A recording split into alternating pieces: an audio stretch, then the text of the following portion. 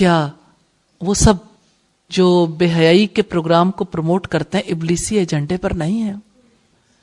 سورہ الاعراف میں رب العزت نے فرمایا اے آدم کے بچوں کہیں ایسا نہ ہو کہ شیطان تم پر سے اسی طرح لباس اتروا دے جیسے تمہارے آبا سے اتروائے تھے. یہ ساری موومنٹ کس مقصد کے لیے؟ کل ایک خاتون نے مجھے کہا کہ کسی کے گھر مجھے جانے کا اتفاق ہوا تو مجھے دیکھ کر بڑی حیرت ہوئی کہ گھر کے اندر کام کرنے والے مرد بھی ہیں، خواتین بھی ہیں، آنے جانے کا سلسلہ بھی ہے، اور گھر کے اندر بالکل برہنہ تصویریں لڑکوں اور لڑکیوں کی لگا رکھی ہیں، برہنہ تصویریں. تو کہتی ہیں میری غیرت نے گوارا نہیں کیا تو میں نے ان سے پوچھا کہ یہ نیوڈ پکچرز کیوں لگا رکھی ہیں؟ تو انہوں نے کہا سارے لوگ ایک جیسے ہی ہوتے ہیں، بھلا کس کو نہیں پتا کہ انسان تو ایسے ہی ہوتے ہیں.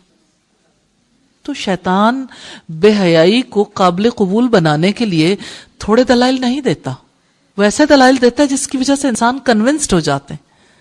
اور اگر جس سوسائٹی کے اندر برہنہ لوگوں کو پروموٹ کرنے کے لیے گھروں کا انتخاب ہو جائے اور برہنہ لوگ دیواروں پر بھی نظر آنے لگیں، ٹی وی سکرینز پر بھی نظر آنے لگیں، نیٹ کے تھرو بھی، موبائل کے تھرو بھی، آپ کا کیا خیال ہے کہ اللہ کے قانون میں کبھی کوئی تبدیلی آئے گی؟ اللہ کے طریقہ کار میں تبدیلی آئے گی؟ لن تجدا، قرآن حکیم تو کہتا ہے تم اللہ کے طریقے میں کبھی کوئی تبدیلی نہیں پاؤ گے. اب مجھے یہ بتائیے بے حیائی کی وجہ سے قوم لوط پر اللہ نے پتھر برسائے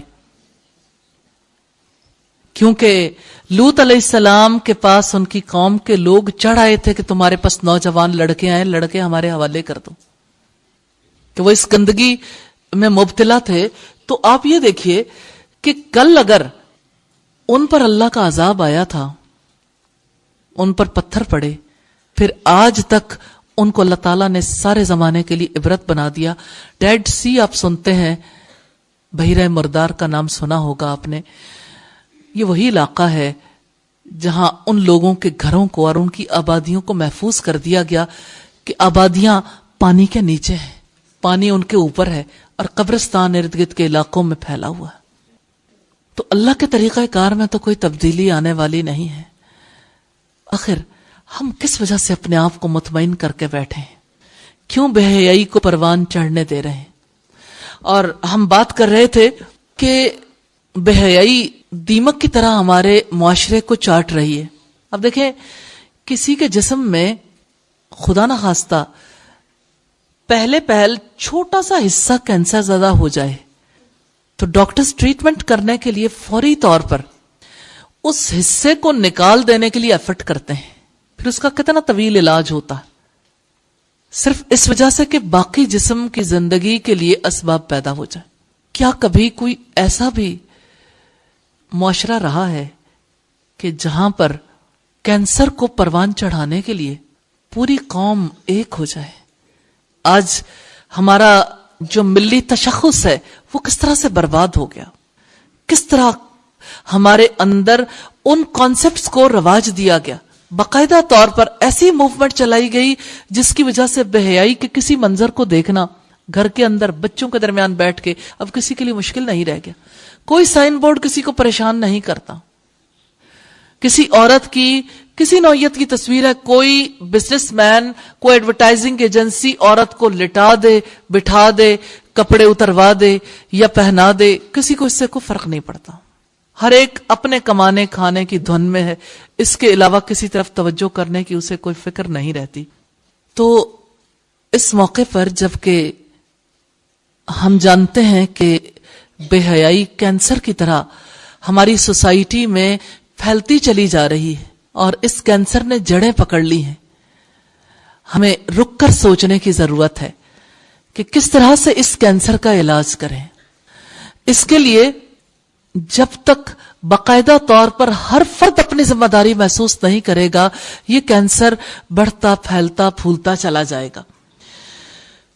ہمارا ایمان ہم سے یہ تقاضا کرتا ہے کہ ہم مل کر کوشش کریں، تب کہیں جا کے یہ ممکن ہو سکتا ہے کہ ہم اس بیماری پر قابو پا سکیں. تو اس کے لیے سب سے پہلے تو اس بات کی ضرورت ہے کہ ہم حیا کی قدر و قیمت، حیا کی اہمیت کو سمجھیں. اور پھر ہم یہ دیکھیں کہ بے حیائی کو جو رواج دیا جا رہا ہے اور جس انداز میں رواج دیا جا رہا ہے، کیا واقعی وہ افراد جو ویلنٹائن ڈے منا رہے ہیں، کیا واقعی وہ ہماری تہذیب، ہمارے دین کو ریپرزینٹ کر رہے ہیں؟ کیا واقعی وہ ہمارے ریپرزینٹیٹیو ہیں؟ ہم نے انہیں اپنا نمائندہ بنا لیا، ہم نے انہیں قبول کر لیا کہ وہ ہمارے ملی تشخص کو اس طرح سے خراب کر دیں، اس طرح سے برباد کر دیں. مجھے تو حیرت ہوتی ہے خواتین جو گھروں میں رہتی ہیں اور ٹی وی پہ مختلف پروگرامز کو دیکھ کے، سوسائٹی میں ان ساری چیزوں کو دیکھ کر متاثر ہو جاتی ہیں، تو پھر وہ کہتی ہیں اچھا چلو کوئی بات نہیں، ہم خود تو ویلنٹائن ڈے نہیں مناتے، دیکھیں میں اور میرا شوہر ہیں تو ہم تو ایک دوسرے کو پھول پیش کر سکتے ہیں نا. اب آپ دیکھیں کہ ہیلا کیا نکالا کہ چلو ہمارا تو ایک پاک رشتہ ہے تو ہم آپس میں عید محبت بنا سکتے ہیں. آپ یہ تو دیکھیے کہ وہ عید کس کی ہے، وہ سیلیبریشن ہے کس کی؟ یہ پاک رشتہ ناپاکی کے ساتھ کیسے جڑ سکتا ہے؟ کہ وہ تو ناپاکوں کا ایک دن ہے، تو ناپاک دن کے ساتھ اور ناپاک دن کو منانے والوں کے ساتھ بھلا ایک پاک رشتے کا کیا تعلق ہو سکتا ہے؟ اور آپ دیکھیے کہ بچے اور بچیاں ایک دوسرے کو کہتے ہیں کہ میں آپ کا ویلنٹائن ہوں، کہ ویلنٹائن کو اس قدر زیادہ پروموٹ کیا گیا اس کانسیپٹ کو، جس کی وجہ سے ہر ایک نے اسے قبول کر لیا. نبی صلی اللہ علیہ وسلم نے فرمایا من تشبہ بقوم فہو منہم، جو کوئی کسی قوم کی مشابہت اختیار کرتا ہے وہ انہی میں سے.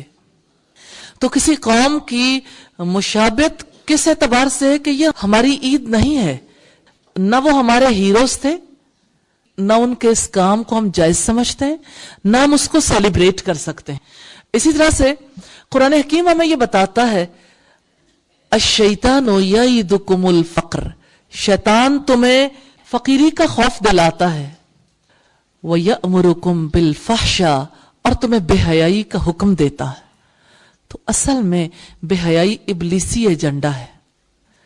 اس لیے اس بات کو سمجھنا اور سمجھانا ضروری ہے کہ اس ابلیسی ایجنڈے کا مقصد کیا ہے، کہ انسان ایمان کی زمین پر قدم نہ جما سکے، ایمان انسان کے اندر راسخ نہ ہو سکے، انسان ایمان والی زندگی نہ گزار سکے.